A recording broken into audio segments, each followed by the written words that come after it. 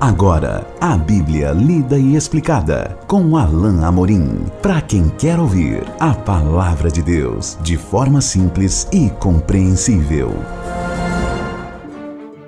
Olá, querido ouvinte, querida ouvinte. Estamos de volta com o nosso programa A Bíblia Lida e Explicada.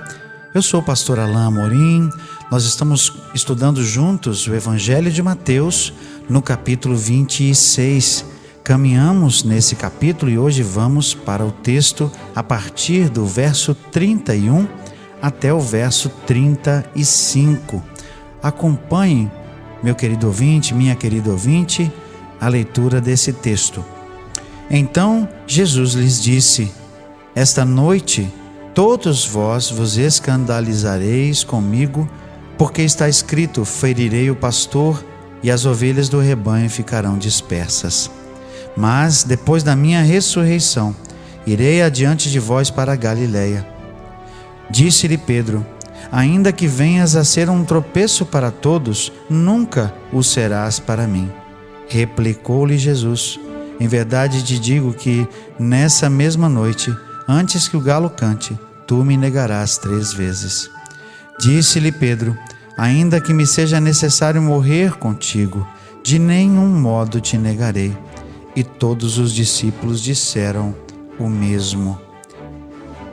Nós estamos já na noite que era a noite da sexta-feira. O dia, tecnicamente falando, da Páscoa já havia iniciado.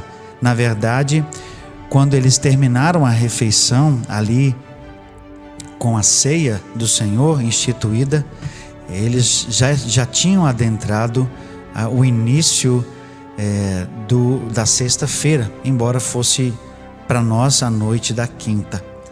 Mas o fato é que Jesus dá mais um aviso de que os discípulos vão, na verdade, abandoná-lo. E isso está registrado no tempo do Antigo Testamento, no texto do Antigo Testamento, como o próprio Jesus menciona aqui. Ou seja, é algo que precisava acontecer, é algo que aconteceria e Jesus sabia que aconteceria. Isso é extraordinário porque nós vemos que Jesus o tempo todo tem controle absoluto de tudo que está acontecendo. Nada chega para ele como surpresa. Os eventos da traição, a atitude dos fariseus e dos líderes, a própria atitude de Judas e o que ele faria, tudo isso é bem conhecido de Jesus. Jesus está seguindo os passos que o próprio Pai já tinha trilhado. Como nós veremos mais adiante, em algum momento isso entra lá no profundo da alma de Jesus e numa demonstração da sua humanidade, Jesus sente angústia. Mas aqui Jesus mais uma vez cumpre a sua missão de informar aos discípulos que isso aconteceria, e ele conversa inclusive com Pedro, que recebe a informação de que ele negaria o Senhor Jesus 3 vezes. Diz assim o texto a partir do 31, na nossa análise aqui: essa noite todos vós vos escandalizareis. Essa é uma palavra usada por Mateus. Tomar escândalo ou se escandalizar quer dizer que eles teriam algum motivo para achar que aquilo não poderia acontecer, ou que é algo com o qual eles não concordam. Mas especialmente se escandalizar quer dizer que eles também, de certa forma, abandonariam o Senhor Jesus. E Jesus menciona: porque está escrito: ferirei o pastor e as ovelhas do rebanho ficarão dispersas. Isso está lá em Zacarias, no capítulo 13, verso 7. As ovelhas se dispersariam. Os discípulos abandonariam Jesus, como a gente vê realmente que vai acontecer. Por causa dos eventos, os discípulos ficarão tomados de medo, ficarão sem saber como agir e vão fugir da presença de Jesus, vão deixá-lo, exatamente como ele está predizendo aqui. Mas o verso 32 diz assim: mas depois da minha ressurreição, irei adiante de vós para a Galileia. Jesus deixa isso tudo registrado e certamente os discípulos não estavam compreendendo toda a implicação disso que Jesus estava dizendo. Para nós, isso serve claro, como eu disse anteriormente, para apontar o fato de que Jesus tinha controle absoluto de tudo isso, mas também para que depois os discípulos pudessem se lembrar e perceber que o tempo todo esse era o plano, e que pudessem então crer em Jesus e crer em tudo aquilo que tinha acontecido como propósito do próprio Deus. Por isso ele diz: eu vou adiante de vós para a Galileia, depois da minha ressurreição. E assim como Jesus predisse a sua morte, Jesus também predisse que ressuscitaria várias vezes. E essa é mais uma dessas vezes, dessas ocorrências em que ele diz que ressuscitaria. Mas Pedro, o impetuoso Pedro, aquele que não conseguia segurar a língua, diz o seguinte: ainda que venhas a ser um tropeço para todos, nunca o serás para mim. Pedro, na contramão do que o próprio Jesus tinha dito, que todos eles o deixariam, Pedro diz: não, Senhor, eu jamais, comigo não, eu não vou fazer isso. Ainda que você seja um tropeço para os outros, para mim não será. Mas Jesus dá uma resposta dura, que certamente Pedro não queria ouvir. Em verdade te digo, Pedro, que nesta mesma noite, antes que o galo cante, tu me negarás 3 vezes. Não uma, não 2, mas 3 vezes Pedro negaria que sequer conhecia Jesus.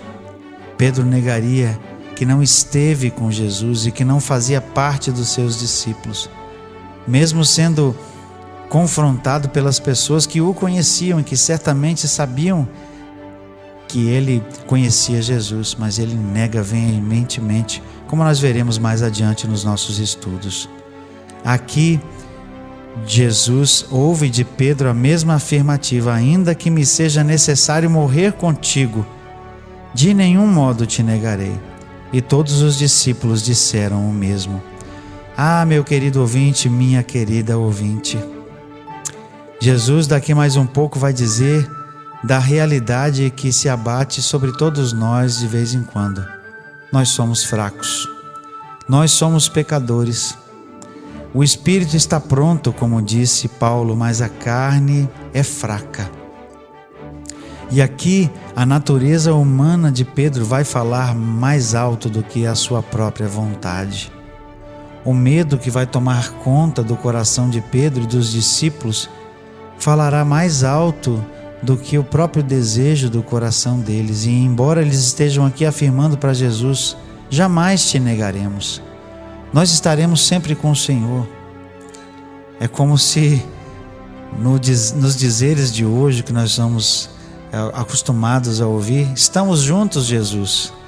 Mas Jesus sabia muito bem que eles não estariam mais com ele, que no momento certo, que chegada a hora de Jesus, como ele vai dizer aqui no final do trecho do Getsêmani, como nós veremos no nosso próximo encontro, quando ele chegar naquela hora específica, os discípulos vão abandoná-lo. Por isso essa predição, por isso o cumprimento de mais uma profecia: ferirei o pastor e as ovelhas do rebanho ficarão dispersas. E uma nota interessante aqui para a gente fechar essa parte do nosso estudo vem da observação do comentário bíblico do Blomberg, que eu sempre menciono aqui, de vez em quando, né? Eu menciono, e é a nota de que quem é o responsável por essa ação? Quem é que vai ferir o pastor? Os judeus? O traidor? Roma? Pilatos? Os soldados? Quem é que vai cumprir essa promessa? Quem é o agente? Quem é o ator aqui? Quem é o sujeito dessa ação descrita nesse texto? Não é nada, não é mais ninguém do que o próprio Deus. Deus é aquele que é o sujeito dessa ação. Deus é aquele que vai ferir o pastor. Deus é aquele que é o último e único responsável mesmo pela morte do próprio Filho. Assim como nós somos lembrados naquela imagem tão bonita e tão especial de quando Deus requereu de Abraão que ele sacrificasse o seu único filho Isaque, mas que na hora certa, providenciando o animal para ser imolado, e naquela fala profética do próprio Abraão, Deus providenciará para si o cordeiro para o sacrifício. Aqui nós temos o cumprimento dessa fala especial de Abraão, porque Deus seria aquele que, por suas próprias mãos, feriria o pastor. Ele mesmo permitiria que Jesus fosse morto. É por isso que nós temos o registro do próprio Jesus: eu mesmo entrego a minha vida para depois retomá-la. Pelo seu poder, Jesus baixou à sepultura. Pelo seu poder ele se entregou, mas também pelo seu poder, pelo poder do próprio Deus, Jesus retomou a sua vida ao ressuscitar. Que mensagem marcante, que texto marcante. E o agente disso tudo era o próprio Deus, aquele que planejou tudo de forma tão meticulosa, cada detalhe predito pelos profetas muitos anos antes, estava agora acontecendo, estava em execução para cumprimento da palavra e do plano do próprio Deus, e para que o próprio Jesus saísse vitorioso. Nós vamos continuar a nossa análise do capítulo 26, que é um capítulo bastante longo.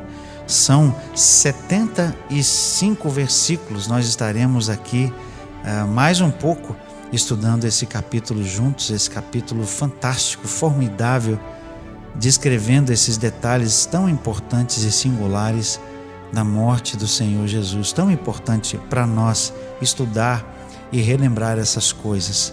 No próximo encontro, então, nós vamos continuar esse estudo. Até lá, que Deus abençoe a sua vida. Acesse agora nossa plataforma e baixe os podcasts www.rede316.com.br. A Bíblia lida e explicada com Alain Amorim.